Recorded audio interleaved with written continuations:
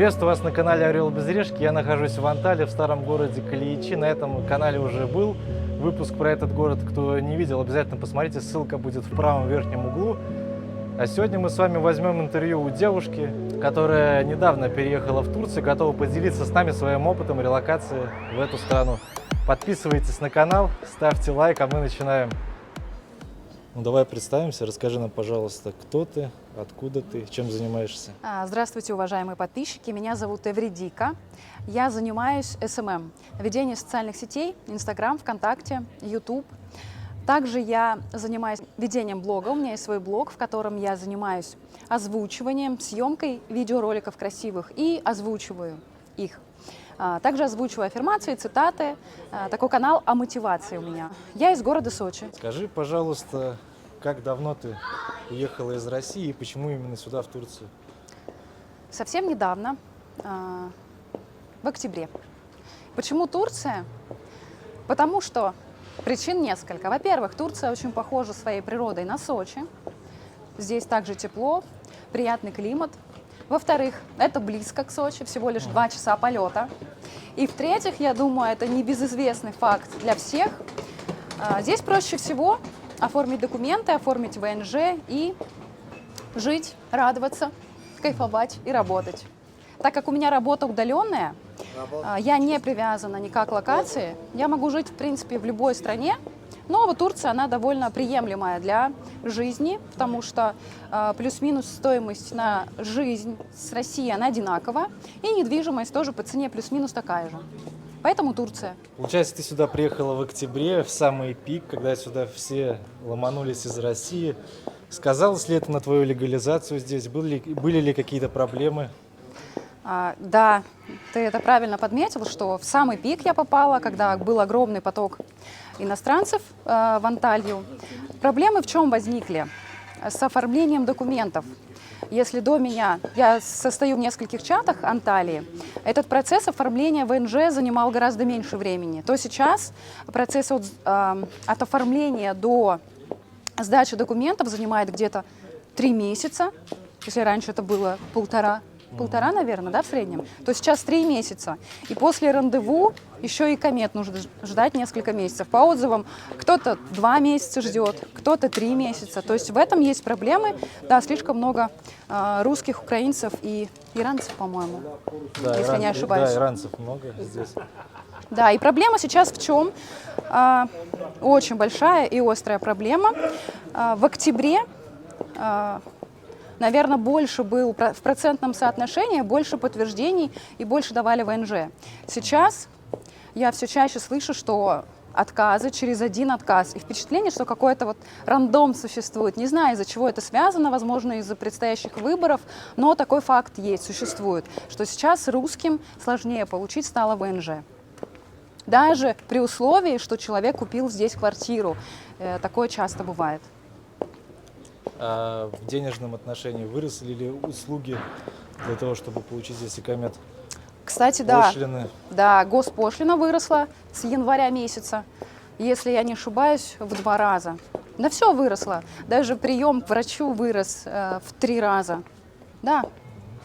В этом плане, конечно, не совсем удобно. Скоро станет невыгодно жить в Турции. И будем рассматривать другие страны.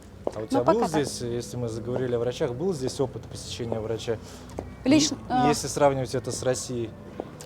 Лично у меня опыта врача не было, но я общаюсь с русскоговорящими девушками.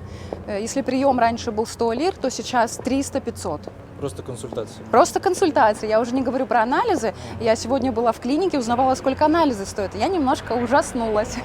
Мне кажется, умереть тут дешевле, чем сдавать анализы. На самом деле очень дорого. 500 лир стоит прием, плюс все анализы, которые мне нужны для моей работы, 6500 лир. Это очень дорого. Причем это государственная клиника. Это почти месячная зарплата. Да, практически месячная средняя зарплата турка, да. В этом плане. Да и сами местные жители очень сильно жалуются на нас, приезжих, что благодаря нам, в кавычках, цены выросли на все. Скажи, а ты одна сюда приехала или с кем-то? И пользовалась ли услугами, так сказать, местных помогаторов, чтобы получить здесь икамет, или вы все сами делали? Я приехала сюда не одна, мы переехали с семьей. Сначала приехал муж в начале октября, и в конце октября я приехала сюда с ребенком.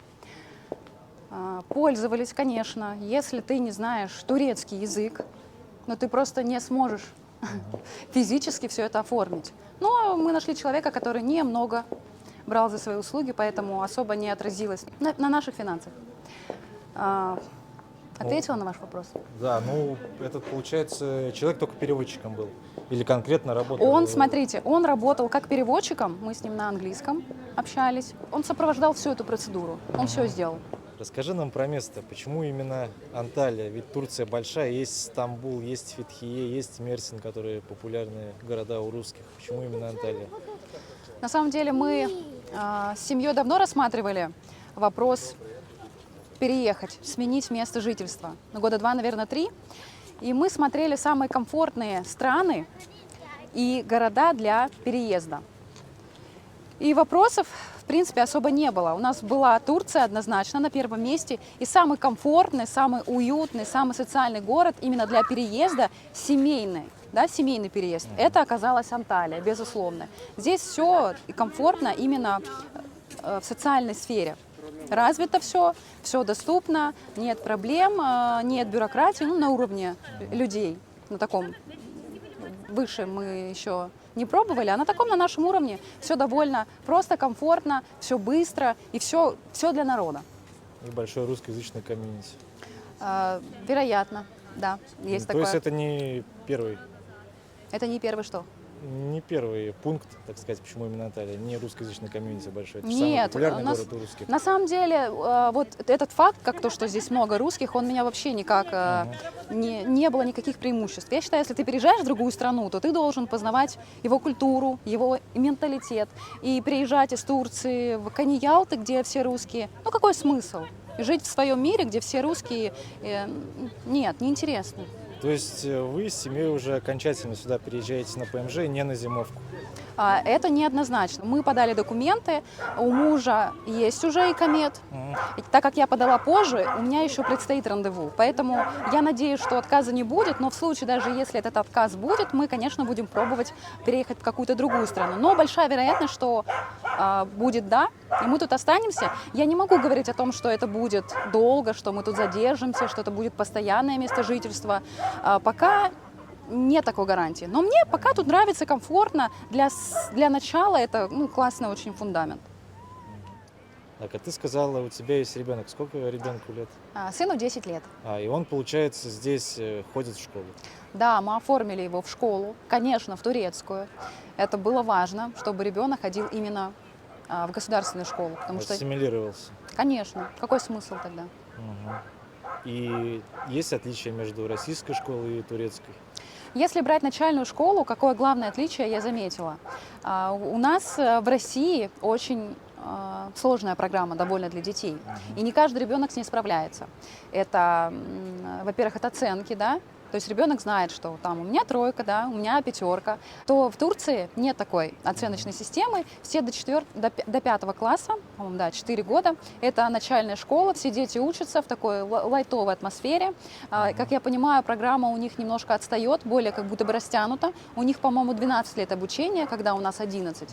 И вот эти 4 года ребенок в такой комфортной атмосфере учится. Учитель никогда никого не ругает, очень мягкая, домашних заданий практически нет.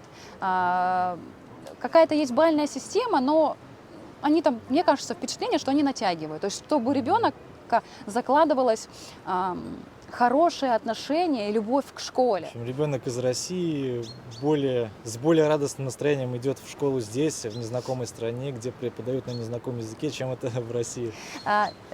Откорректирую немножко. В Сочи он любил ходить в школу, потому что у него было очень много друзей, мальчишки, на переменах они играли там и так далее. Учиться, да, почему-то он не очень любит, хотя он учится хорошо.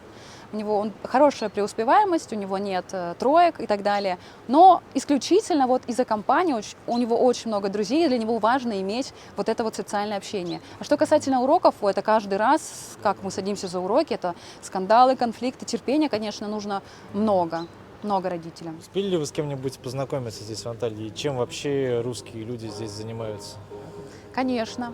Как только я приехала, я сразу в чатах нашла себе русских подруг. Кто-то давно здесь уже живет, кто-то замуж вышел, детей родил. Есть девочки, которые несколько лет тут живут, квартиру купили. Но у всех есть ВНЖ, и 90% девушек работают удаленно. Кто-то аналитикой занимается, кто-то бухгалтерией, кто-то СММ. Много русских девушек занимается байерством. Я думаю, все знают, что это такое. Продажа вещей покупают в Турции и переправляют в Россию. Параллельный импорт. Ну, да. Я уже несколько раз была на различных мастер-классах. Недавно был мастер-класс у моих друзей по разрисовке карты желаний. Сегодня мастер-класс с сексологом. Ну и различные мастер-классы довольно часто бывают. Они не бесплатные, от 200 до 500 лир. В общем, в принципе, как и в Сочи. В Сочи я также ходила на различные тренинги, девичники, мастер-классы. Ты постоянно ссылаешься на то, что Анталия похожа на Сочи, а есть отличия. Назови основные отличия Сочи и Анталии. Ну, по природе я могу сказать, какое отличие. На мой взгляд, здесь более мягкий климат. Перехода нет температур. У нас бывает в Сочи утром проснешься, идешь на работу, там, к примеру, 10 градусов, а днем 20, а вечером опять 10. Это в это То есть время уже, в любое время, да, прохладное. Зима, весна, осень. И бывает такое, что солнце светит, потом резко зарядит дождь. Ну и наоборот. А здесь очень мягкие перепады температуры, редко бывает дождь, довольно приятный, теплый климат. Видимо, здесь он более сухой. У нас так субтропики и более влажный климат. Меньше зелени, больше мечетей. Да, очень много мечетей. Это огромный, не знаю, может быть плюс, может быть минус. Когда вы снимаете жилье в Турции, либо покупаете, уточняйте, есть ли рядом где-то мечеть. Потому что, не всем это нравится. Это я бы не сказала, что какое-то преимущество. Возможно, даже где-то недостаток. Потому что, когда ты в 6 утра спишь и громко играет рядом с тобой мечеть, это не очень приятно. Ты говорила, у тебя есть YouTube-канал, расскажи о нем, о чем он. Да, у меня есть YouTube-канал. У меня там две темы. Одна, я занимаюсь озвучиванием, как я уже говорила, медитации, аффирмации, настройки на день. Канал про мотивацию и мышление. И также у меня есть плейлист, в котором я публикую уроки для речи и дикции. Я обучаю красиво и грамотно говорить. Поэтому, если вам интересно, подписывайтесь на мой канал. Также я провожу онлайн-консультации. У меня много бесплатных уроков. Я думаю, что каждый из вас, кому интересно красиво говорить, найдет для себя что-то интересное. Подписывайтесь на канал Иведики, мы оставим в описании. И напоследок, чего бы ты пожелала людям, которые хотят, планируют переехать в Турцию, в Анталию?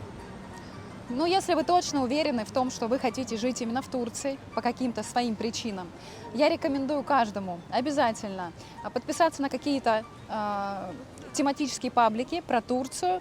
Желательно, чтобы это были русские в Турции. Там уже будет рассказываться объективное, вы построите для себя объективную картину, какова жизнь в Турции. Также рекомендую подписаться на различные чаты, которые есть в телеграм-каналах. Там обычные люди, которые между собой общаются, и вы будете знать о всех преимуществах, о всех недостатках жизни в Турции. Из-за того, что сейчас непонятная такая обстановка в стране, в целом не только для иностранцев, но и для самих местных жителей, рекомендую финансово быть подготовленным, потому что с Нового года цены выросли раза, наверное, в 3. И непонятно, как ситуация дальше будет продолжаться. И это касательно всего: продуктов, обслуживания, куда бы ты ни пошел. Имейте в виду, что цены могут вырасти в любой момент. Я бы еще добавил, что помимо роста цен выросло число мошенников здесь, которые обманывают на своих услугах. Вы правы, да, есть такое понятие в Турции, как помогаторы, помогайки. Они якобы помогают тебе оформить документы, бывает, что это оказываются мошенники. Либо, допустим, помогают тебе якобы поменять лиры на рубли, либо лиры на евро, и тоже тебя каким-то образом обманывают, и люди остаются ни с чем. Тоже остерегайтесь, проверяйте, никому деньги не переводите, будьте внимательнее. Спасибо тебе, Эвредика, за уделенное нам время. И вам спасибо. До свидания.